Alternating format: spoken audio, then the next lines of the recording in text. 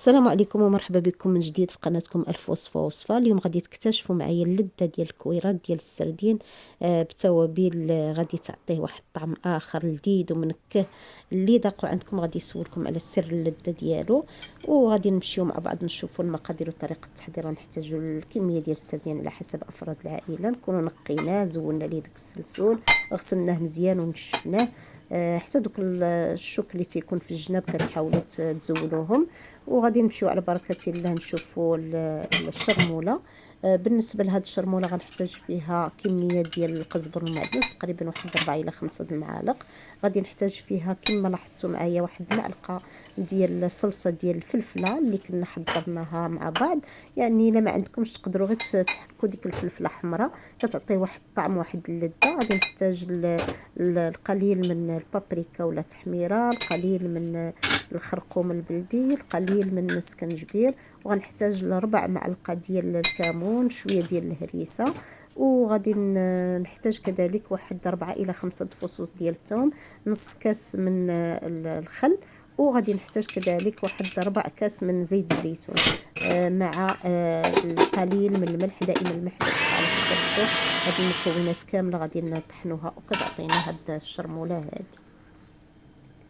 هاد الشرموله اللي حضرت غادي نقسمها على جوج، النص غادي نزيدو في السردين والنص غادي نزيدو في صلصه الطماطم. بالنسبه للسردين غنطحنو نيت في هاد الاشواء هادي، وعاد غادي نقول لكم على السر ديال لذة الكويرات. هو هذا كما غادي تلاحظوا معايا. غادي نضيف السردين ديالي، غادي نضيف فيه واحد معلقه ملوءه ديال الشحمه ديال الكلاوي اللي كنا حضرنا مع بعض. هذه هي كنت قلت لكم راه غادي نستعملوها في عده استعمالات، ومن بينها هاد الكويره ديال السردين. وغادي نضيف معلقه مملوءه ديال التوابل المروزيه. صدقوني هاد التوابل المروزيه غادي يعطيو للسردين ديالنا طعم اخر، ما تيبقاش يجيكم بحال السردين، غادي يجيكم الطعم ديالو يعني مغاير وكيجي لذيذ بواحد الشكل عجيب. وهذا السر من الاسرار ديال الكويره ديالي السردين. اللي ذاقوا عندي تيسولني على المذاق ديالو.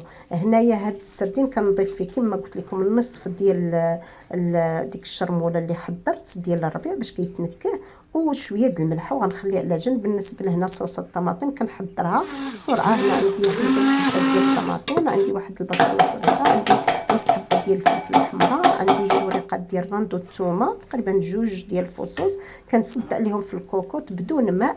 ثم لما تغلى الكوكوط على نار مهيله جدا تنطحنها وتنصفيها، كتعطيني هكا هاد الصلصه.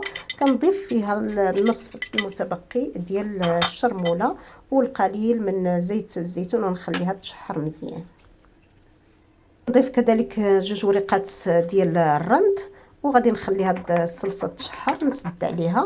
بالنسبه لهاد الصلصه اللي يعني حضرت من 4 ولا 5 الحبات ديال الطماطم، فدرت منها غير القليل فقط. غادي نحتفظ بالكميه المتبقيه في المجمد، ونهار عاود كنبغي نحضر الحوت ولا اي اكله كتحتاج للصلصه كنستعملها. هنايا كنضيف القليل من الماء على ديك الشرموله ديالنا فين غنطيبوا الكويره ديال السردين. وغادي نشدوا داك السردين غادي نشكلوه بحال هكا كما كتشوفوا معايا، كويرات على حسب الرغبه ديالكم كبار ولا صغار. غادي نوضعوهم في ديك الصلصه ديال الطماطم، وغادي نحاولوا اننا نقلبوهم بعد ما كنستفوهم كاملين باش كيطيبوا على الجهه الاخرى، لانني غادي نبغي نزين من الفوق. كما لاحظتوا معايا مباشره بعد ما غادي نقلبهم غادي نزينهم بفلفله. نتوما غتزينوا على حسب الذوق ديالكم. ديروا الفلافل الملونه، الزيتون، داكشي اللي كتبغوا نتوما زينوا به. بالنسبه للرائحه اللي طالعه من هذه الصلصه يا سلام، الريحه ديالها رائعه، حتى البنه غتكون كذلك. هنايا زينت بالفلفله حمراء والفلفله صفراء، وغادي نخلي داك المرق ديالي حتى كيتكتف وكيتقال. زينت كذلك بدوائر الحامض، كذلك غادي ندير ديك المزود ديال الفلفله حاره. وغادي نسد على ديك الطبق ديالي. ما تياخذش معنا الوقت، تقريبا 15 دقيقه على الاكثر غيكون كلشي هاد يعني الخضر اللي درنا طابت والمرق ديالنا تعلك مزيان. شوفوا كيفاش ولا.